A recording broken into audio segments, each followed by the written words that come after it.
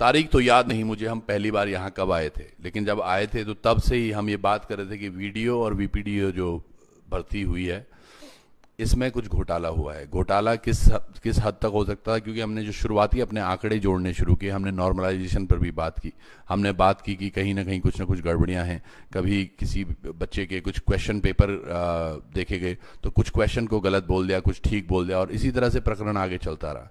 फिर पता चला कि कुछ इस तरह से भी हरकतें हो सकती है कि कुछ बच्चों ने पेपर पढ़ा है बाहर। और परसों हुई एक बड़ी बात के बाद ये बिल्कुल स्पष्ट हो गया कि हाँ, पेपर कहीं ना कहीं बाहर तो था। अब पूरा पेपर बाहर था या नहीं, उसके बारे में आज हम बडोनी जी से मिलने आए हैं, बडोनी जी से एक बात वार्तालाप करने आए हैं, और काफ़ी बच्चों के प्रश्न भी हमारे पास है, उनके साथ आगे बढ़ेंगे। पहले तो बहुत बहुत स्वागत, धन्यवाद आपका, बहुत समय देते हैं। बहुत स्वागत। मुझे लगता है इससे हमारी दोस्ती ज़्यादा हो गई है बहुत भारी मिल गई हम। हम मीडिया से दोस्ती भी उतनी ठीक है जितनी होनी चाहिए। चलिए सर, एक हंसी खुशी के साथ इसमें एक बड़ा सवाल आयोग पर है सर, कि आयोग ने एक पेपर कराया और वो पेपर लीक है। कितनी जिम्मेदारी ले रहे हैं आप या फिर एस राजू जी इस बात की? नहीं, अभी तो हम कह रहे हैं कि ये जांच चल रही है। अगर आयोग में गड़बड़ी है तो वो भी जांच में आएगा। आयोग के कोई उसमें संलिप्तता है वो भी आएगा, और कहीं और से हुआ है तो वो भी आएगा। तो वो जांच का हिस्सा है, उसमें कमेंट करना शायद अभी जल्दबाजी होगी। पर ये तो मान सकते हैं कि कहीं ना कहीं आयोग से भूल चूक तो हुई है किसी एक मामले में। भूल चूक का विषय नहीं होता, ये तो ट्रस्ट तोड़ने का विषय होता है ज़्यादातर। अगर ऐसा हुआ है, किसी ने विश्वास तोड़ा, तो प्रक्रिया है। अगर हमने कोई अलग प्रक्रिया अपनाई हो और जानबूझकर कोई अलग कार्य किया हो, तब भूल चूक आप कहेंगे, हम प्रक्रिया से अलग गए। जनरली सर मुझे नहीं पता, आप इस सवाल का जवाब देना चाहेंगे। जैसे एक पेपर जब डिज़ाइन होता है, सेट होता है, ये सारी, तो कितने लोग इन्वॉल्व होते हैं इसमें? कुछ नहीं, वो बहुत सीमित होते हैं। उसमें ये नहीं कि सब लोग, उसमें काफ़ी गोपनीयता बरती जाती है, और उसका एक यहाँ बाकायदा प्रक्रिया है, जिसका लिखित प्रक्रिया भी है, उसका पालन किया जाता है। तो यानी कि अगर ऐसा कुछ हुआ तो आयोग से आइडेंटिफाई बहुत आसानी से हो जाएगा, क्योंकि सीमित ही लोग हैं। निश्चित रूप से, निश्चित रूप से। और आजकल टेक्नोलॉजी का युग है, तो अब ये कह नहीं सकते आपके किस तरह से ये हुआ है, और मुझे लगता है ये जांच में आ जाएगा। अच्छा सर, एसटीएफ जो मुझे लगता है ये एक दिन का तो इनका कार्रवाई नहीं थी, शायद जब हम पहली बार मिले थे तब से ही ये चीज़ें करने लगे थे, और उसके बाद जब उन्हें पुख्ता सबूत मिले तब उन्होंने ये सारी शुरू करी, चाहे वो अरेस्टिंग हो या और भी चीज़ें हों। अब क्या लग रहा है सर आपको, ये अरेस्टिंग अभी भी लगातार जारी रहेगी, कहाँ तक जाएगी? कुछ आपको रिपोर्ट मिल पा रही है एसटीएफ से? नहीं, अभी तो कुछ नहीं। अभी तो हम उनको जो भी वो सहयोग मांग रहे हैं, जांच एजेंसी, हम उनको सहयोग कर रहे हैं। जो भी सूचना चाहिए, कुछ और जो भी जिस प्रकार का भी हमसे सहयोग उनको अपेक्षित है, हम कर रहे हैं, और जिससे कि जांच अच्छे से हो सके। और हमें उम्मीद है कि वो सही ट्रैक पर हैं और अपना जांच भी पूरी होगी। तो इसमें कोई, ये जांच एजेंसी को समय चाहिए होता है, वो समय वो लेंगे। अच्छा सर, कितना समय बोला है जांच एजेंसी ने कि हम आपको रिजल्ट फाइनल बता देंगे, कि या फिर पूरी तरह जांच? अभी इस बारे में भी कोई बात नहीं हुई है, क्योंकि जांच जब चलती है तो उसके फिर और आयाम जो बनते हैं वो उस पर डिपेंड करेगा। और मेरे ख्याल से ये जांच एजेंसी को भी, अभी वो लोग भी शायद बताने की स्थिति में ना हो कि कितनी टाइम इसमें लग सकता है। अच्छा सर, एक चीज़ है जो हम उस दिन भी, परसों भी बात कर रहे थे, 916 बच्चों ने टोटल पेपर निकाला है। क्या लगता है आपको, जैसे अभी 6 एक बार हुए हैं, बस उसमें 2 ही अभ्यर्थी थे, अभ्यर्थियों की बात करें, इस तरह से कितने अभ्यर्थियों तक आयोग इसको पेपर को कैंसिल नहीं करेगा, या कितने अभ्यर्थियों पे कैंसिल कर देगा, वो किस पर डिपेंड करेगा? नहीं, ये तो सेग्रीगेशन, जैसे मैंने पहले भी बताया था आपको, ये सेग्रीगेशन का, अगर सेग्रीगेट हो पाते हैं कि इतने ही थे, तो उसको कैंसिलेशन की समस्या नहीं होनी चाहिए। हाँ, सेग्रीगेशन जहाँ भारी होगा फिर वहाँ वो मामला आएगा। तो ये सर कैसे नापेंगे इस बात को कि सेग्रीगेशन हो सकता है या नहीं हो सकता? क्योंकि हो सकता है आपके नज़र में वो सारी चीज़ें आए ही ना, बहुत सारी जांच के बाद भी कई बार हो सकता है कुछ छूट जाए। नहीं, ये तो स्पेकुलेशन है। हम तो ये उम्मीद करेंगे कि जब इतनी जिम्मेदार एजेंसी जांच कर रही है तो हमें स्पष्ट मिलेगा कि क्या होने वाला है। तो मतलब जो भी सेग्रीगेशन होगा, अगर वो 10% वाला ही रूल रखेंगे या फिर कुछ और भी? नहीं, रूल कुछ नहीं है, ये तो जांच पे डिपेंड करेगा, और जांच के आधार पर ही वो, जैसे मैंने कहा कि जांच के आधार पर ही डिसीजन होगा कि क्या होने वाला है। जी, जैसे कोर्ट भी कहती है कि 90% और 10% की अगर अनियमितताएं पाई जाती हैं तो तब कैंसिल हो सकता है, अगर 10% से कम की अनियमितता। ऐसा डिसीजन नहीं है। निर्णय ये है कि अगर सेग्रीगेट कर सकते हैं तो पेपर कैंसिलेशन पर विचार करना ठीक नहीं है। ये है। अगर सेग्रीगेशन हो सकता है, ये बिल्कुल एक स्पष्ट सी बात है कि सेग्रीगेशन अगर हो सकता है तो पेपर कैंसिल नहीं होगा, पर अगर सेग्रीगेशन भी नहीं हो पा रहा है तो कैंसिल नहीं होगा। चलिए सर, एक एक चीज़ इसमें है सर जो मुझे भी लगता है, उन हम अगर 916 की बात करें, अधिकतम लोग ये मानते भी हैं कि चलो उसमें गाली भेड़े भी हैं, लेकिन एक बड़ी तादाद उन बच्चों की भी जिन्होंने बहुत मेहनत करी है सर। तो क्या आयोग उनके लिए सॉफ्ट कॉर्नर रखेगा कि हाँ यार इनके हिसाब से भी थोड़ा जांच की जाए? जैसे कि कई बच्चे ये तक तैयार हैं कि 916 की सीबीआई आप जांच करा दें, एक कोर कमेटी बना के इनकी जांच करवा दें, एसटीएफ को कुछ इस तरह से निर्देशित करें या फिर उनसे रिक्वेस्ट करें कि जी इस आधार पे कर ले, क्योंकि वो पेपर दोबारा कराने से तो अच्छा वो होगा जो चयनित हैं, चाहे वो 500-600 ही बच्चा हो, पर जो साफ हो, जिन्होंने बहुत मेहनत करके निकला। तो कुछ सोचा जा सकता है सर? नहीं, मेरा मेरा मानना ये है इस मामले में कि काफ़ी जिम्मेदार एजेंसी इसकी जांच कर रही है, और न तो आयोग का ये मैंडेट है कि वो जांच को गाइड करे, और नहीं हमें ऐसा करना चाहिए। वो तो जांच एजेंसी को तय करना चाहिए, और इसीलिए वो स्वतंत्र होनी चाहिए। अगर हम ही उसे गाइड करने लगे तो हमारी जांच कैसे होगी? तो वो स्वतंत्र होनी चाहिए, मेरा मानना ये है, और वो स्वतंत्र जांच जो भी करेंगे वो हमें लगता है अच्छी होगी। अच्छा, तो ये प्रश्न एक्चुअली हाँ आपसे ना होकर उनसे हो तो ज़्यादा बढ़िया है ये। निश्चित हमारे हम गाइड कैसे करेंगे उनको? तो हम इस समय तो हम भी एक तरह से जांच में हैं, तो हमारी भी जांच है, तो वो जांच होनी चाहिए, और स्पष्ट होना यही होगा कि वो स्वतंत्र एजेंसी है, वो स्वतंत्र जांच करे। तो मतलब ये है कि अभी जब तक की जांच नहीं होती है, ना तो चयनित या फिर जो चयनित नहीं हुए हैं बच्चे, उनके लिए बारे में भी कुछ बहुत सारा कहा नहीं जा सकता, पर हो सकता है 10-15 दिन या महीना भी लग सकता है सर जांच में। हाँ, मैं उम्मीद करता हूँ जिस तेज़ी से काम हुआ है तो जल्दी ये काम हो जाना चाहिए। और बच्चे अगर इसमें जो, मैं तो उन बच्चों से भी जो जिन्होंने गलती कर दी, भूल कर दी और किसी कारण से ऐसा काम किया है, तो जांच एजेंसी ने ये भी उनसे रिक्वेस्ट की है कि आप वो आके बताओ, तो वो आके बताएंगे, मदद करेंगे, तो ये काम जल्दी होगा, और उनको भी शायद कुछ इसमें सहयोग मिले अपने बात रखने का, तो वो उनको रखना चाहिए। अच्छा सर, एक और प्रश्न मैं पूछ रहा था, ये मेरे दिल से आ रहा है क्योंकि मैं उत्तराखंड को बहुत उत्तराखंडीयता का प्रेम बहुत ज़्यादा है। ये वीडियो की जो भर्ती हुई थी वीपीडीओ के पदों की संज्ञान आपको कब मिला था? ये जब आपने दिसंबर 2021 में पेपर कराया, उससे पहले कब थे ये रिक्त पद, कब से हैं? ये तो 2019 से हैं, जो रिक्तियाँ हैं 2019 से लगभग ये रिक्तियाँ हैं, और चूँकि हम क्लबिंग करते हैं तो वो सेम पदों पर जब आ जाते हैं, हमारे पास समुचित पद आ जाते हैं, तो हम एक विज्ञापन करते हैं। तो यानी कि 2019 से आज 2022 हो गया है सर, और माना जाए तो कम से कम भी तो 500-1000 लोग ऐसे भी होंगे जो रिटायर भी हो गए होंगे, यानी कि पद और बढ़ गए होंगे वो? नहीं, उस विभाग में तो इतना चांस नहीं है। 500-1000 नहीं होता है। वो तो अगर एक विभाग को लेंगे तो एक साल में 10 या 15 लोग रिटायर होते हैं, तो इतना रिक्तता नहीं होगी। और ये हमने पहले भी हमने भर्ती की है ग्राम पंचायत विकास अधिकारी के पदों की भी, तो वो हमको मेरे ख्याल से बहुत सारे विभागों को हमने स्टाफ दिया है इस बीच, तो ऐसी कमी नहीं होनी चाहिए। तो अभी क्या वहाँ पर सर जब तक ये भर्तियाँ नहीं होती, क्या वहाँ पर संविदा से लोग लगे रहेंगे या फिर किस तरह से चीज़ें हो रही होंगी विभागों में? ये मैंडेट तो विभाग का है कि वो अपना काम कैसे चलाएंगे, ये आयोग का मैंडेट नहीं है। आयोग का मैंडेट तो ये है कि वो भर्ती करके दें, और कोई ऐसी बात आ गई तो उसकी जांच कराएं, जैसा हमने इसमें किया है, और जांच में जो भी बात होगी वो उनको जरूर सजा मिलेगी। तो सर जो ये भर्तियां आप निकालते हैं अभी भी पीडीओ की, आप पहले बता रहे हैं कि पहले भी आपने निकाली हैं, तो ये हर साल हर वर्ष निकलती हैं या फिर किस तरह से? नहीं, ये अध्याचन पे है जब वो देंगे। ये तो बेसिकली ये प्लानिंग विभाग को करनी पड़ती है कि वो अपने कैसी रिक्तियाँ गिने और किस तरह से अधिकतम पद भरे, और ये हर साल आने वाली रिक्तियाँ नहीं हैं, ये 2-3 साल के गैप में नॉर्मली आती हैं। और जैसा मैंने कहा कि ये चूंकि बैकलॉग ज़्यादा हो गया था उत्तराखंड में, भर्तियों का 20 साल से नहीं हो रहे हैं, कहीं 15 साल से नहीं हो रहा है, किसी में 10 साल से नहीं हो रहा है, उस कारण से ये समस्या होगी कि वहाँ कुछ गैप है। पर पिछले 4-5 सालों में हमने लगभग हर विभाग को मानव संसाधन दिया है, और कुछ लोगों को बहुत कुछ दिया, जो 2 बार हम LT के बैच दे चुके हैं। इधर ये फॉरेस्ट को हमने 2000 से अधिक मानव संसाधन दिया है। अच्छा, फॉरेस्ट में भी एक मुद्दा है कि सर पिछले 6 महीने से अभी तक उनके पास वेटिंग की जो लिस्ट थी वो नहीं आई है। नहीं, वेटिंग लिस्ट हम भेज चुके हैं, ये सेकंड वेटिंग का किस्सा है।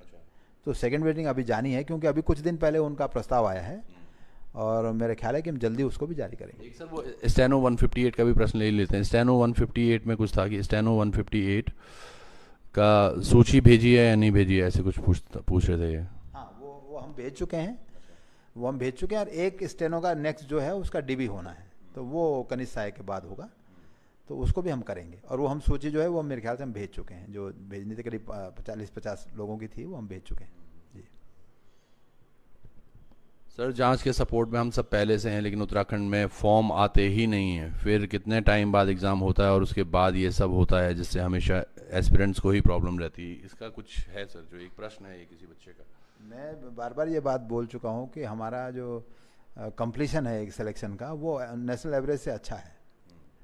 और जितना हमारे पास संसाधन है और व्यवस्था है उस हिसाब से हमने जल्दी से जल्दी करने की कोशिश की है। मतलब एक साल में भी सिलेक्शन पूरा हुआ है, विज्ञापन से लेके चयन संस्तुति तक, और अधिकतर मामलों में 1.5 साल तक। कुछ एक मामलों में जिनमें समस्या हो जाती है उसमें समय लगता है, तो वो अगर बात छोड़ दें तो बहुत सारे सिलेक्शन हमारे बहुत समय पर हुए हैं, और 1.5 साल में करीब सिलेक्शन पूरा हो रहा है, तो वो नेशनल एवरेज से अच्छा ही माना जाएगा। अच्छा सर, बाई चांस जैसे आपने एक बयान और भी दिया जो मैं अखबार के माध्यम से ही पढ़ रहा था कि अब हम इसमें प्री भी करेंगे और मेंस भी होगा। हाँ, ये आयोग ने निर्णय लिया है, क्योंकि ये एमसीक्यू एग्ज़ाम है। ये अच्छा है कि एक बार में हमें भी सुगमता होती है कि एक बार में फटाफट एग्ज़ाम हो गया, लेकिन ये माफिया के लिए भी सुगम होता जा रहा है कि उसका जल्दी से उत्तर बना दिया, 33 क्वेश्चन दे दिए एक पर्ची में तो हो गया। इस तरह का मामला आ रहा है। जब कुछ इसी मामले में ये आया है, तो इस स्थिति को देखते हुए कि इसको 2 टियर किया जाए, जिस 2 टियर से ये फ़ायदे होंगे कि एक बड़ा प्री होगा, 4-5 लाख उसमें बैठेंगे, और फिर उसके आधार पर जो अलग अलग पद हैं उनके लिए सेकंड टियर का एग्ज़ाम होगा, तो उसमें हम नंबर कंट्रोल कर सकते हैं। सेकंड टियर में हम 1 पे 15 या कुछ जो भी फिक्स होगा एक्सपर्ट्स की राय के बाद वो करेंगे, तो दूसरा एग्ज़ाम एक तो एक कंट्रोल हो जाएगा, उसका नंबर उतना नहीं होगा। हमको हर एग्ज़ाम 2.5 लाख 2 लाख कराना पड़ रहा है, तो उसके बजाय एक एग्ज़ाम बड़ा और बाकी एग्ज़ाम छोटे, तो वो एक कंट्रोल बेटर होगा मैं समझता हूँ। और उसमें भी हम आगे ये भी प्रयोग कर सकते हैं कि एक ऑनलाइन एक ऑफलाइन, इस तरह का भी हम प्रयोग कर सकते हैं अपने उससे, तो वो और अच्छा होगा, जिससे ये जो अभी ब्रीच कर पा रहे हैं वो उनको ब्रीच करना थोड़ा कठिन होगा। एक और प्रश्न है सर कि वन दरोगा की डीवी के बारे में भी पूछिएगा सर। वन दरोगा का डीवी कनिष्ठ सहायक से पहले करवाया जाएगा या बाद में? क्योंकि कनिष्ठ सहायक वाले बच्चे वो भी हैं जो बीडीओ वाले भी हैं, तो वो बोल रहे हैं कि अगर वन दरोगा का पहले करा दे तो ज़्यादा बढ़िया है। नहीं, वो अलग मसला है। वन दरोगा का डीवी इतना बड़ा नहीं है, वो कभी भी हो सकता है। 316 पदों या 310 पदों का या 6 पदों का भी हमें करना है, कुछ पद रोकने हैं माननीय न्यायालय के आदेश के क्रम में, तो वो बीच में भी हो सकता है, उसमें कोई इश्यू नहीं है। लेकिन जो डीवी के लिए इंतजार कर रहे हैं वो अगस्त सितंबर में सारे डीवी खत्म हो जाएंगे। एक बच्चे का प्रश्न है सर, प्रश्न तो ले ही लेते हैं, मुझे थोड़ा सा लग रहा है ये कि चयनित बच्चों का क्यों ना आप एक कॉमन पेपर करा दें जो 916 हैं, और तो पता चल जाएगा फिर कि किस तरह से हो सकता है। या फिर चयनित शायद ये उनके बोल रहे होंगे जो पहले मेरिट बनी थी, उन सब का एक बार करा दें 25। मैं समझता हूँ कि अभी जांच चल रही है और सबको उस जांच पर विश्वास रखना चाहिए, और जांच से अलग कार्रवाई करना उस पर विश्वास नहीं रखने की बात है, तो वो अभी ठीक नहीं है। आयोग ने खुद इसमें जांच कराई है, एफआईआर की है, तो आयोग उसकी प्रतीक्षा करेगा, ये सही बात रहेगी। ये भी एक वही प्रश्न है शायद इसका आंसर सर कर चुके हैं कि आयोग ने 157 पदों की 152 की वेटिंग आनी थी और 86 पे ही खत्म हो गए। तो सर ने बोला है कि एक वेटिंग लिस्ट ये 86 वाली भेज दी है, बाकी की 81 के करीब अभी और उन्होंने मांग की है, तो उसका हम परीक्षण करके जल्दी उसका भी जारी करेंगे सूची, कौन उसमें आ रहे हैं। अच्छा सर, एक बड़ा प्रश्न, अब ये अंतिम जाते जाते आप समय भी बहुत देते हैं, क्या जो मैं पहले भी बात कर रहा था, जितने भी चयनित छात्र हैं अगर उनको सॉफ्ट कॉर्नर से देखा जाए, क्योंकि उन्होंने बहुत मेहनत की पिछले 5-6 वर्षों में और काफ़ी हद तक, इनको ऐसा क्या प्रयास करना चाहिए कि आज उनका पेपर कैंसिल ना हो, वो दोबारा उस याद में। उसमें एक चीज़ जो जरूर जुड़ी है सर, आपके लिए भी बहुत इजी है बोलना, या कई बच्चों के लिए ये बहुत इजी है बोलना कि पेपर दोबारा दे दो, आपने तो निकाल ही दिया है, पर पिछले 5-6 महीने तो हर व्यक्ति वीडियो पे ही लगा। वीडियो एज एन अब वो फ़ोन के वीडियो कि आज क्या हो रहा है, आयोग में क्या हो रहा है, कहाँ पर क्या हो रहा है, तो पढ़ाई का तो सबका डिस्टर्बेंस हो रखा है। तो क्या कुछ इस तरह से कुछ मार्ग निकाला जा सकता है, सुझाया जा सकता है जो चयनित छात्र हैं जिन्होंने वाकई मेहनत की है? नहीं, एक तो मुझे कहना है छात्रों से कि ये सब परीक्षा का भाग होता है, कभी उसमें ये यही नहीं हो रहा है, पूरे देश में यही है। जब कोई अच्छे से अच्छे और पुराने से पुराने एग्जाम करा रही हैं, तो कुछ एग्जाम में गड़बड़ी आ जाती है, तो उसे विचलित नहीं होना चाहिए, वो पार्ट ऑफ प्रोसेस है। इस एक प्रक्रिया का जब एग्ज़ाम होगा तो बहुत सारे स्टेक होल्डर होते हैं, बच्चे जानते हैं कि कहाँ कहाँ कैसे कैसे पेपर जाता है, तो उसमें गड़बड़ी होने के चांसेस हमेशा होंगे। अगर इसमें माफिया है, अगर उसमें कोई इंटरेस्टेड बंदा है, अगर उसमें कोई लूज प्रक्रिया में कहीं पर भी कोई आदमी है, आयोग में भी लोग हैं, आयोग के बाहर भी लोग बहुत सारे एग्जाम में प्रक्रिया में हिस्सा लेते हैं, तो वो हो सकता है एक बात। दूसरा ये है कि इस कारण से वो अपना तैयारी वैयारी छोड़ दें तो फिर वो अच्छे कैंडिडेट नहीं है। उनको अपना तैयारी कभी नहीं छोड़ना चाहिए, क्योंकि जैसे मैं बोल रहा हूँ कि ये अगर एक एग्ज़ाम है तो नेक्स्ट फिर अगले महीने विज्ञापन भी आने वाले हैं, तो तो उनको अपना तैयारी कंटिन्यू रखना चाहिए, एक दूसरी बात। और तीसरी बात ये है कि जांच एजेंसी ने खुद ही ये बहुत स्पष्ट किया अपने प्रेस कॉन्फ्रेंस में कि हम लोग ये पूरी कोशिश कर रहे हैं कि इसका एक अमाउंट तय हो जाए कि कितने लोगों ने इसको ये हुआ है, और जिन्होंने अच्छी मेहनत से काम किया उनको इसका नुकसान ना हो। तो वो मैं समझता हूँ कि उस पर उनको विश्वास रखना चाहिए। कॉर्नर देने के मूड में है एसटीएफ भी, और ये हम सब लोग भी देखेंगे। आपको जो चीज़ें सर बता रहे हैं, यही चीज़ मैं 2 दिन पहले से बोल रहा हूँ आपको कि आप सब लोग भी अपनी मेहनतें लगातार रखिएगा और चिंता मत कीजिएगा। चिंता करने से कुछ नहीं होने वाला। अगर आपने अच्छा किया और भगवान आपके साथ है तो चीज़ें अच्छी ही होंगी। अच्छा सर, बाई चांस जैसे ये चीज़ें होती हैं, जो मेरा एक अंदर का अंदरूनी प्रश्न है, ये बाई चांस ऐसी चीज़ें फिर भी होती हैं और पेपर रद्द नहीं होता है, जो चयनित छात्र हैं वो हो जाते हैं, लेकिन कई छात्र ऐसे होंगे जो ये चाहते थे कि रद्द हो, वो फिर इस पे कुछ स्टे लगाने की बात करें या फिर कुछ, वो क्या प्रक्रिया होंगी या उन पर कैसे अंकुश लगाया जा सकता है? उसके बाद अगर जांच क्लियर हो जाती है तो उसके बाद तो जांच के हिसाब से डिसीजन होगा, उसमें जो बच्चों के कहने से नहीं होगा। और एग्ज़ाम 2.5 लाख बच्चे बैठ रहे हैं, अगर उनके कहने से हम निर्णय करते होते तो हम तो यहाँ एक भी एग्ज़ाम नहीं करा पाते। तो हमें उसके लिए टफ होना पड़ता है और हमें उसमें हम निर्णय लेते हैं, और वो बच्चों को प्रिय नहीं है तो वो उसमें भाई बहुत बार माननीय न्यायालय में जा रहे हैं, लेकिन आज तक तो कभी ऐसा नहीं हुआ कि हमारे प्रतिकूल कोई ऐसा बड़ा निर्णय हुआ हो, कभी नहीं हुआ। नहीं, पर क्या स्टे लग सकता है ऐसे में? अगर जांच कमेटी ने बोल दिया कि ओके जी, हमने पकड़ लिया अपने पकड़ने वाले जिनको हमने पकड़ना था, और उसके बाद लेट्स सपोज एक नंबर आया 60 बच्चे पकड़े गए, उसके बाद बच गए आपके 916 से 60 माइनस कर देंगे, पहले तो हमें वो जो 60 बच्चे हैं उनको भी फिल करना होगा, तो क्या वापस से नॉर्मलाइजेशन प्रोसेस करेंगे उन बच्चों के मार्क्स हटाने के बाद, ये किस तरह से होगा? नहीं, 60 के खिलाफ तो कार्रवाई यहाँ से भी होगी, उनको कैंडिडेट कैंसिल होगा, उनको हम आगे के लिए बैन भी करेंगे। तो वो सब कार्रवाई हम करेंगे जरूर, जो हम कर सकते हैं, जो हमारा मैंडेट हमें बताता है, तो वो तो उनके खिलाफ तो कार्रवाई होगी और उनका परिणाम तो नहीं होना है कि अगर वो इतने बच्चे निकलें। लेकिन उसके बाद कैंसिलेशन को कोई चैलेंज करता है कि साहब और भी जांच रह गई है, तो इसका मतलब वो जांच एजेंसी से बड़ा बन रहा है। तो वो बोल रहा हूँ सर, अगर जैसे अब ये 60 बच्चे निकल गए और जांच एजेंसी ने बोल दिया 60 ही हैं, और ये सारी चीज़ें भी होती है कि बाकियों को आप ज्वाइनिंग दे दो, लेकिन आपको ज्वाइनिंग तो 916 पदों पे देनी है, तो जो मार्जिन से रह गए थे, यानी कि वेटिंग लिस्ट की मैं बात कर रहा हूँ, वो ऊपर आएंगे। लेकिन कई उसमें भी ऐसे थे, क्योंकि जो ये 60 बच्चे हैं, अगर वो फर्स्ट आया है, सेकंड आया है, थर्ड आया है, कोई और पोजीशन पे भी आया हुआ होगा वो बच्चा जो जांच में बाहर निकला, तो उसने एक्चुअली नॉर्मलाइजेशन खराब किया है कहीं ना कहीं। नहीं, उससे फर्क नहीं पड़ेगा, नॉर्मलाइजेशन तो हो चुका है, उसमें अब परिवर्तन नहीं होगा। नॉर्मलाइजेशन तो रिजल्ट के साथ ही लगता है, और नॉर्मलाइज मार्क्स आते हैं और उसी के से रिजल्ट आता है, अब एक्चुअल स्कोर से नहीं आता। तो सबको उनके नॉर्मलाइजेशन अंक बताए गए हैं जो 35-45 हैं, ये नहीं जो 916 हैं। पीछे 25,000 भी होंगे तो उनको बताएं हमने ट्रांसपेरेंसी से। तो अब तो सिंपल, अब उस अंक से वेटिंग का मसला है। चलिए, तो बहुत बहुत धन्यवाद सर आपका, आपने अच्छी जानकारी दी, बहुत धन्यवाद। तो अभी आप सब लोग भी जरा धैर्य रखिएगा, और धैर्य कब तक रखना है? जब तक एसटीएफ की इस पर जांच नहीं हो जाती, पूरी जांच रिपोर्ट जिस दिन आएगी, दूध का दूध पानी हो जाएगा। और आप सब लोग भी धैर्य बना के रखिएगा, अपना ध्यान रखिएगा, चिंता मत कीजिएगा, चिंताएं आपको अंदर से खा जाती हैं। तो जुड़े रहिएगा लोकार्पण पर। बहुत बहुत धन्यवाद आपका, नमस्कार।